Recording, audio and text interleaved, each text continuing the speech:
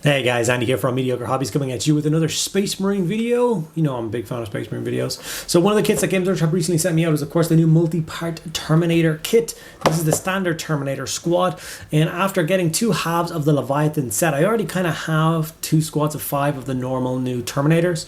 So I decided what I would do with this set is have them fit into my Black Templars, and I want them to be Assault Terminators. So what I'm going to do is I'm going to go through my library of bits that I can 3D print out, try and find some nice parts to convert these guys into Assault Terminators, get one painted up and see what it looks like. So I hope you guys enjoy this video, and let's hope together that it works out and I have a cool model at the end of it. Before I get into the video, huge thank you to all my active patrons. You guys are absolutely amazing. Without you guys, I would not be able to continue doing what I am doing. If you're interested in getting involved, there's links to it in the description below. You get access to things like a private Discord server and an extra video every single week just for you guys. 52 extra videos a year is not a bad bonus for being a member of the Patreon, I don't think. Okay, without further ado, let's get making, building, painting a Templar Terminator. So going back to some of the parts that I used previously from Grey Tide Studios, I actually backed their Kickstarter originally. These files weren't sent to me or anything like that. This is not a sponsor. Just genuinely do quite like their sculpts. So I picked out a bunch of parts from their Pilgrim Kickstarter, which has basically some Black Templar and Dark Angel accessory bits. Picked out some parts that would make an Assault Terminator squad with Thunderhammer and Storm Shields. Now they didn't have any arms with the shields, which I think is a little bit of a missed opportunity. And obviously a lot of the kits come with arms already, and that's obviously their thinking, but I wanted to turn the Assault ones into... or sorry, the normal ones into the assault ones, so the arms for holding the shield just had power fists. So it's going to be my intention to somehow incorporate those power fist arms and basically put the shield over the top of them. Whether or not that's going to work or not at this point in the video, I hadn't really figured that out. I wasn't really sure what I was going to do, so I decided what I'd do is I'd build the bare bones of a Terminator and then start to figure it out. So as you can see, this is where I got to. I ended up cutting all of the pre-designed stuff off the back of the shield and then kind of flattening out a knuckle part of the power fist and then gluing the shield on top of that. This did work really well. Now, if you do look behind the shield at the model, you know, the connection point isn't great. It's, you know, it's not amazing, but the shield is quite large. And with the way it's positioned now, it's definitely much more kind of front facing. It's definitely something that I like more. And I don't really see a particular reason why you would kind of look at the back of the shield or anything like that. You will see a little bit here when I turn around. Not an amazing connection, but like I said, once it's all painted up, it's not really that noticeable. And I'm really happy with how all the parts added on. I left the Crux Terminatus standard plastic shoulder on the left. And then went for an awesome kind of Black Templars cross covered in chains for the right. After that, I was just moving on to my traditional way of painting Black Templars. If you guys have never seen me paint Black Templars before, it's a fairly easy method and something that I enjoy a lot. So it starts by basically spray the model black and then you spray the model lead belcher. This gives you a really nice metallic base coat. Now I know it sounds a kind of a bizarre place to begin with when it comes to painting Black Templars, but trust me, it does work. Black Templar contrast paint then goes over the top of that onto all the armor panels you want to be dark. Fortunately, I did miss a step here. I messed up pressing record and not record or whatever. So there's some Xandri dust put on all the parts of it that you want to be bone. Now, on traditional Black Templar models, this would be the shoulder pads and stuff as well. But I decided these guys are, of course, veterans. So like I did with my Stern Guard video a week or two ago, I'm going to be kind of fitting those in with the same kind of class and color system as the Sword Brethren. So they're going to get red crosses, lots of gold trim, black shoulder pads like that. And I'm going to keep the traditional white helmets for them as well. Now, when I say white, my white term helmets are all the white that I do for my Black Templar is actually a bone color. I think it sits a lot better with the kind of tone of army that I like. And genuinely, I'm actually quite proud of how they turned out. So I'm going to continue that style forevermore on all of my Black Templars. After that, we moved on to some gold and picked out all the trim. Obviously, this is quite an ornate Terminator, and I definitely like that about it. I think Terminator something that should always be a revered relic amongst the chapters. And since Belisarius called can't make better Terminator army, he has come out and said that they were made perfect before. I cannot make them better. And that inside Terminator armor now, you could either be a normal Marine or a Primaris Marine. I love that. So after all the base coats are on, we're going to throw a Nuln Oil shade down over the entire piece. This is going to really, it's going to add a nice layer of black on top of the already existing contrast black and give you a really nice tone for all of the armor. Now, while this shade is drying, I'm going to take 2 seconds to thank the sponsor of today's video and get this model based up as well. The sponsor of today's video is, of course, once again, Air Hobbies, a fantastic independent stockist here in Ireland. If you have never heard of Air Hobbies before, I will leave a link to their website below. I recommend you check it out if you are in Ireland.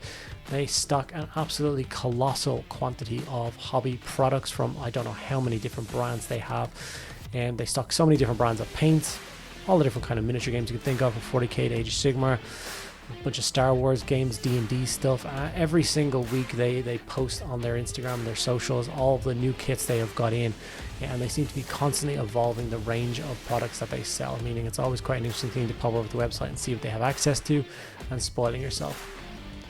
I've said this before, but I shall say it again. One of my favorite aspects of them is that if you spend €60 or more on their website, you get free next day delivery in Ireland. And like I've said before, that has saved my bacon more times than I can count, where I'm in the middle of a project that I need for a video, I need a couple of paints, or I need a spray, or I'm out of glue. Quickly jump on the Air Hobbies website, order a few bits and pieces, and the next day it shows up in a package at my front door, and I get to continue working on my stuff. So yeah, big kudos to them. If you want to check them out, like I said, I will leave links to them below in the description. You can check them out for yourselves and decide if they are for you. Once again, huge thank you to Air Hobbies for sponsoring today's episode. Okay, the Templar Null Oil has dried, and as you can see, like I said, it does a really nice job of giving you a nice black coat on the armor. From there, though, we do want to add a little bit of chipping damage, so I'm just going to get a little bit of Ironbreaker this time. Usually I use Lead Belcher, but I just wanted to kind of test the waters with something a little bit brighter. I'm using a Green Stuff World Stippling Stick, and I'm basically just adding a little bit of chip damage to the armor, a bit more wear and tear. Like I said, these are walking battle tanks. They're more than likely going to be in the fiercest part of the battlefield, and they're going to have innumerable amounts of small arms fire pattering off their armor constantly, which is of course going to chip the paint. After that, I'm going to go back to the traditional Lead Belcher paint for a few touch highlights on the rest of the metallics. So that's both gold and silver. Gives you a really nice kind of ornate old style gold, which I really like. Ushabti Bone is then my highlight of choice for all of those bits that I want to bone, which would traditionally be white with a Black Templar. So for instance, the bannering work across the front of the shield, his helmet of course, and I put some robes down in front of him as well. I gave him a loincloth from the bits. I thought I had a big brain moment as well, because everybody knows that segmented piece of Terminator armor that's in their stomach. I actually painted that like it was tabard, so as you can see the bone bit there underneath the Aquila on his chest, and then that goes down into the loincloth, so it makes it feel like it's one piece, even though that's armor. You don't notice it at all, and it really does add an extra kind of touch to the armor that I think it really works. So I'm glad I made that decision. So the model is really starting to come together now. I'm very happy. I'm now going to move on to highlighting up the red. Now I do use air paints a lot when I'm working with certain colors, so Mephiston Air and Evil Sun Scarlet Air. You can use the normal paints as you do. There's no real difference, except these are basically pre-thinned, and I really like painting with them. It's kind of like almost like a heavy glaze when you're painting with them, and it gives quite a solid coat, especially on things like reds. And I've been using them a lot, and obviously quite large pots, pre-thinned. They're just, yeah, they're really good. If you ever do have the opportunity to grab any of the air paints and give them a try, maybe go for it as just like brushwork paint. Obviously don't choose things like yellows or whites, because that just won't work. But as you can see, this is working a treat, getting the nice bright and vibrant red across the Terminator shield. Now obviously traditionally lots of the Black Templar Terminator shields are like quartered red and cream and stuff like that, and the guy that these guys are going to act as a bodyguard for has that kind of shield, but I wanted these guys to be a little bit less ornate so that he stands out a little bit more. I'll actually show you him in a second here. So this is the finished article, the finished Black Templars Dreadnought Terminator. Absolutely delighted with this. Cannot wait to get the other 4 members of the team together and see what a whole squad of 5 of them is going to look like. Couple of cinematic shots, a couple on white backdrop now, so you can see it a little bit clearer. I definitely think it hits the nail on the head for Terminators.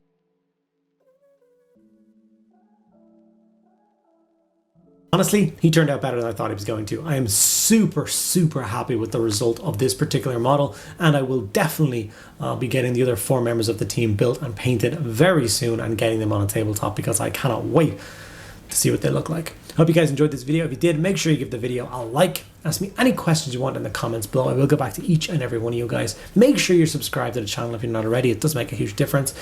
Really appreciate you sticking around at the end of the video. I'll see you in the next one.